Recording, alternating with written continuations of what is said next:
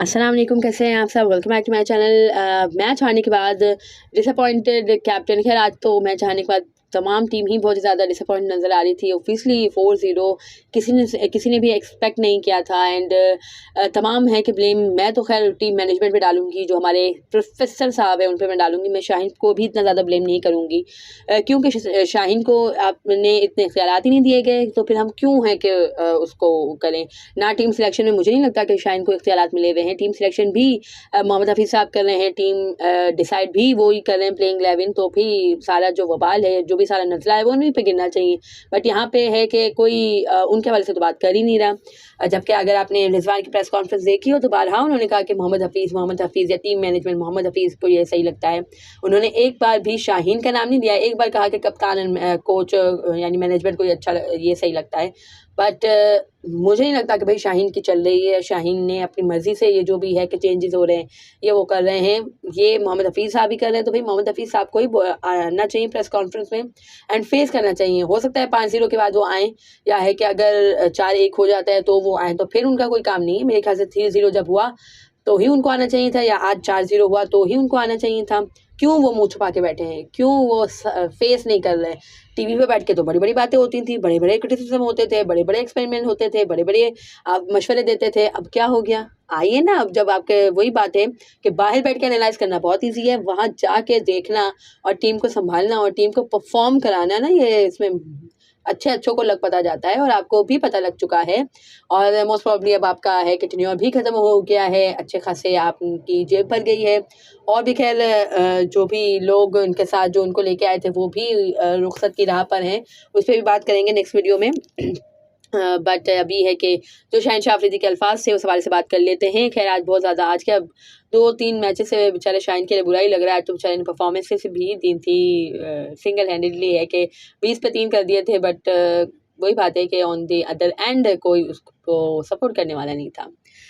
सो खैर शाहीन के जो वर्ड्स थे वो ये थे कि I think the way Rizwan gave us the start it was very good. Unfortunately we could not grab the opportunity in middle overs. I try to take wickets in the first over. I feel 170 was a good total on this pitch, and if we had grabbed our chances we could have won this game. Obviously indeed ये pitch वैसे है कि 160 तक की नहीं थी, बल्कि 170 भी आपने कम कहा। आई थिंक 180-190 की ये पिच थी जिस तरह किसी की बैटिंग की है। और अगर आप देखें कि जो 2 डिसमिसल भी हुए थे, जो शाहीन को 2 विकेट्स मिली थी स्टार्ट की, वो भी है कि वो इंटेंट के साथ खेलने चाह रहे थे, वो जल्दी खेलना चाह रहे थे, फास्ट खेलना चाह रहे थे। इस वजह से है कि कैच आउट हुआ है। कोई आउटस्टैंडिंग बॉलिंग नहीं हुई है। बाय द वे आज शाहीन ने 140 भी टच किया है पेस में, सो ये भी खैर अच्छी खुशशायद बात है। और वही बात है कि थोड़ा सा पेस आपको होनी चाहिए। आपकी सीम एंड स्विंग के साथ जब पेस होती है तो फिर आप थोड़े से ज़्यादा इफेक्टिव हो जाते हो। और शाहीन की आई थिंक डिबैकल की वजह या शाहीन की अच्छी परफॉर्मेंस ना देने की वजह एक ये भी है कि शाहीन की पेस गिर चुकी है, और शाहीन की पेस काफ़ी अरसे से गिरी हुई है। और जब है कि ये जो हमारा पेस ट्राई बहुत आउटस्टैंडिंग परफॉर्मेंसेस दे रहा था, तब से ही शाहीन की पेस गिरी हुई है। लेकिन इसे ज़्यादा हाईलाइट नहीं हुआ क्योंकि Naseem was doing well, Haris was doing well. और है कि कोई ना कोई खैर चल जाता था किसी एक भी मैच में। तो शाहीन की जो लेस पेस है ये थोड़ी सी है कि ढक जाती थी। अब वही खैर मुझे तो कंसर्न नसीम के हवाले से भी है कि वो भी इंजरी से आ रहा है, तो पता नहीं अब उसकी भी पेस का क्या हाल होगा।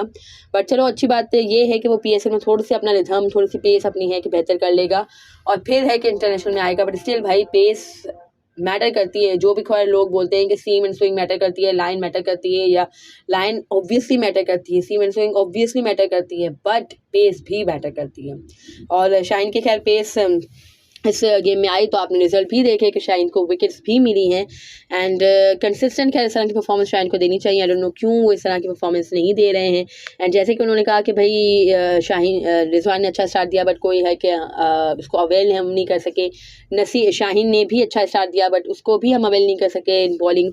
और है कि उन्होंने कहा कि अगर हम ग्रैब कर लेते चांसेस तो हम ये भी है कि कर लेते, तो माइट भी खैर हो सकता था अगर 2 कैचेस हो जाते। डेल मिचेल के ही खैर 2 कैचेस ड्रॉप हुए हैं, लेकिन 2 कैचेस हो जाते तो फिन एलन आई थिंक है कौन सा जो उनका साथ दे रहे थे, फिन एलन नहीं कोई दूसरे बैटर उनका साथ दे रहे थे, तो वो भी है कि अंडर प्रेशर आते और माइट भी के पाकिस्तान जीत सकता था। बट वही बात है कि क्या हो जाता है, हमें क्यों हम इस तरह की फील नहीं करते हैं। खैर बेचारे वही बात है कि मुझे तो शाहीन पे क्या पूरी टीम पे ही बहुत ज़्यादा तरस आ रहा है। रिजवान ने इतनी अच्छी परफॉर्मेंस दी बट नहीं हो सका कुछ, पाकिस्तान मैच नहीं जीत सका। सो खैर डिसअपॉइंटमेंट है, but let's hope for the best in upcoming series. अभी तो खैर PSL होना है, अभी तो खैर नहीं, IL T20 में शाहीन शाह अफरीदी को जाना है। यहाँ पे BBL या बांग्लादेश प्रीमियर लीग BPL या BPL में पार्टिसिपेट करेंगे Wasim junior, Babar Azam and Mohammad Rizwan. So obviously उसको भी देखेंगे, इंशाल्लाह कवर करेंगे, एनालाइज करेंगे।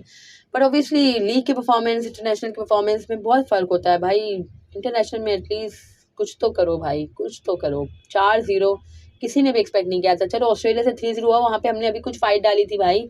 इधर तो हम हार ही रहे, कोई फाइट तो डालें। हमेशा हम T20 में तो अगर हारते भी थे तो लड़के हारते थे, इस तरह से प्लेट में सजा के मैच नहीं देते थे। यही तो डिसअपॉइंटमेंट की ज़्यादा वजह है। एनीवेज अगेन मैं कहूँगी कि होप फॉर द बेस्ट, उम्मीद पे दुनिया कायम है। सो खैर that was it from this video. अगर आपको मेरी ये वीडियो पसंद आई हो तो इसे लाइक कीजिएगा, share it with your friends and family, and do subscribe to my channel for more such content. अल्लाह हाफिज़।